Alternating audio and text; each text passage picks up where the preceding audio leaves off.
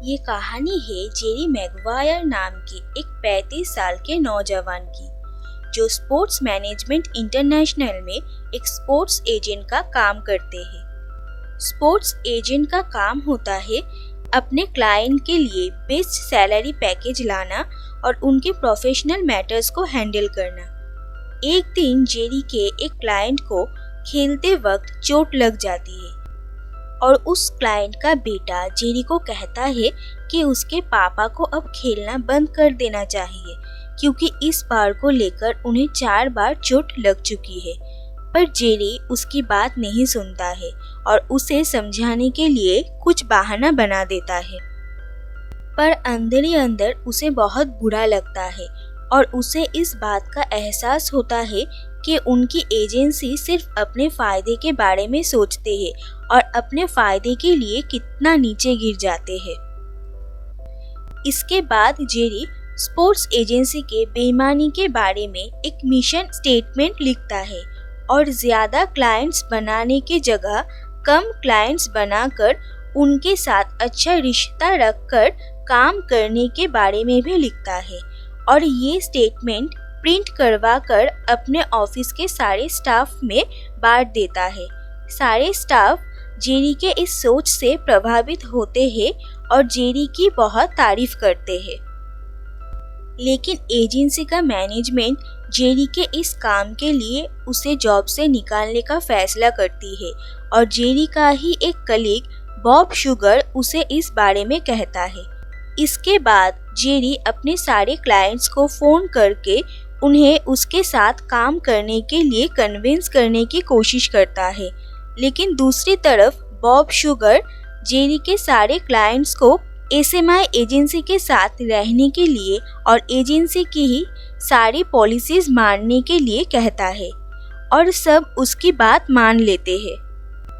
पर जेरी के एक क्लाइंट रॉड टिडवेल, जो जेरी के सर्विस से पहले से ही सेटिस्फाइड नहीं थे, वो जेरी के साथ रहने के लिए उसे कहते हैं कि उसे 10 मिलियन का कॉन्ट्रैक्ट चाहिए अपने फैमिली को सिक्योर रखने के लिए।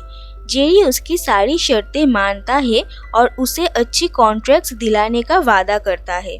आखिर में रॉड जेरी के बात मानकर उसके साथ काम करने के लिए मान जाता है और जेरी के पास सिर्फ एक ही क्लाइंट रह जाता है। ऑफिस से निकलते वक्त जेरी सारे स्टाफ से कहता है कि वो अपनी एक एजेंसी खोलेगा, तो कौन कौन उसके साथ जाना चाहता है। पर डोरोथी बॉयड नाम की एक स्टाफ के अलावा कोई भी उसके साथ जाने के लिए राजी नहीं होता। डोरोथी एक 26 साल की सिंगल मदर है जो अपने बेटे को लेकर अपनी बड़ी बहन के साथ रहती है। जेरी अपने एक क्लाइंट फ्रैंक कुशमैन के घर जाता है। कुशमैन एक बहुत बड़ा प्लेयर है। जेरी जब उन्हें अपने साथ रहने के लिए कहता है तो वो मान जाते हैं। इतने बड़े क्लाइंट का अपने साथ होने से जेरी को हौसला मिलता है और वो बहुत खुश होता है। लेकिन कुशमैन को बॉब शुगर एसएमआई एजेंसी के साथ कॉन्ट्रैक्ट साइन करने के लिए कन्विंस कर लेता है। कुशमैन का जेरी का साथ छोड़ने का एक और वजह है कि रॉड टिडवेल भी उसका क्लाइंट है। रॉड टिडवेल एक बड़ा प्लेयर नहीं था और ना ही अच्छा खेलता था और कोई भी उसका एजेंट नहीं बनना चाहता था। इतना बड़ा क्लाइंट हाथ से छूट जाने पर जेरी बिल्कुल टूट जाता है।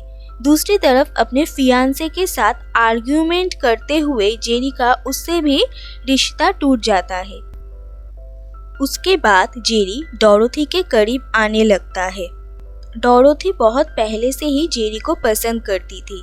जेरी डोरोथी के बेटे रे के साथ भी घुलने मिलने लगा और रे भी जेरी को बहुत पसंद करने लगा। जेरी और रे को एक साथ देखकर डोरोथी को अपनी एक कंप्लीट फैमिली होने का एहसास होता है। एक दिन डोरोथी अपनी बहन को कहती है कि वो जेरी से प्यार करती है और जेरी ये बात सुन लेता है।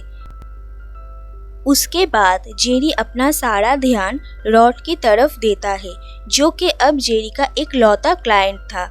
दूसरी तरफ डोरोथी को सैन डियागो से एक जॉब का ऑफर आता है और वो अपने बेटे के साथ वहां जाने के बारे में सोचती है, पर जेरी उसे रोक लेता है और उससे शादी के लिए पूछता है और डोरोथी मना नहीं कर पाती है।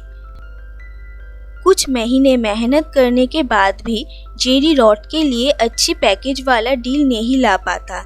रॉड जेरी से डिसअपॉइंट होता है और उसे कहता है कि वो एक अच्छा एजेंट का काम नहीं कर रहा है। जेरी भी रॉड को गुस्से में कहता है कि वो अच्छी डील डिजर्व नहीं करता है क्योंकि वो एक अच्छा प्लेयर नहीं है और वो अपने दिल से खेलने के जगह सिर्फ पैसों के लिए खेलना चाह रहा है। जेरी की बात रॉड को बहुत चुभती है और वो धीरे धीरे अपनी खेल में सुधार लाता है और अपने टीम में एक अच्छी जगह बनाता है। दूसरी तरफ जेरी और डोरोथी के रिश्ते में दरार आ जाती है।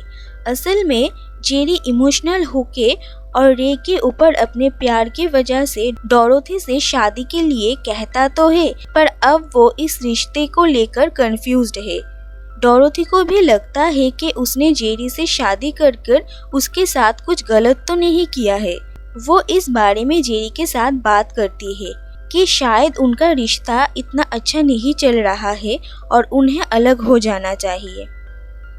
इसके बाद आता है मंडे नाइट फुटबॉल मैच और रॉड उस मैच में बहुत अच्छा खेलता है और उसकी टीम उस मैच में जीत जाती है, लेकिन एक कैच पकड़ते वक्त उसे सीरियस इंजरी हो जाता है और टीवी पर ये देखकर रॉड की वाइफ बहुत परेशान हो जाती है, पर जेरी उसे फ़ोन पे बताता है रॉड को डॉक्टर्स देख रहे हैं और वो जल्दी ठीक हो जाएगा। उसके बाद रॉड होश में आ जाता है और बिल्कुल ठीक होता है और फील्ड में सब रॉड का नाम लेकर चिल्लाते हैं। मैच के बाद रॉड जेरी के गले लगता है और वो दोनों रोने लगते हैं। ये देखकर बॉब शुगर का एक क्लाइंट उसे कहता है कि उनके बीच ऐसा रिश्ता क्यों नहीं है। मैच खत्म होने के बाद जेरी डोरोथी से मिलने आता है और उसे कहता है वो उसे बहुत प्यार करता है और डोरोथी को वो अपनी ज़िंदगी में वापस चाहता है क्योंकि वो उसकी ज़िंदगी को पूरा करती है और डोरोथी उसकी बात मान लेती है। उसके बाद रॉड एक स्पोर्ट्स शो में इंटरव्यू देते वक्त अपनी ज़िंदगी से जुड़ी हुई सभी लोगों को थैंक यू कहता है और जेरी को कहता है कि वो उसके साथ हर अच्छे बुरे वक्त में रहने के लिए उसका शुक्रगुजार है। ये सुनकर जेरी बहुत इमोशनल हो जाता है। जेरी रॉड को 11.2 मिलियन का कॉन्ट्रैक्ट दिलाता है। सबको जेरी का लिखा हुआ मिशन स्टेटमेंट का मतलब समझ आता है और सब उसकी बहुत रिस्पेक्ट करने लगते हैं और सारे स्पोर्ट्समैन जेरी को अपना एजेंट बनाना चाहते हैं। उसके बाद एक दिन रे को एक बेसबॉल थ्रो करते हुए देखकर जेरी डोरोथी को रे के स्पोर्ट्स में एक बेहतरीन फ्यूचर हो सकता है इस बारे में डिस्कस करता है और इसी तरह ये कहानी ख़त्म होती है। अगर आपको ये वीडियो पसंद आया तो इस वीडियो को लाइक कीजिए और ऐसे ही इंटरेस्टिंग कहानियाँ सुनने के लिए इस चैनल को सब्सक्राइब कीजिए। Thank you for watching.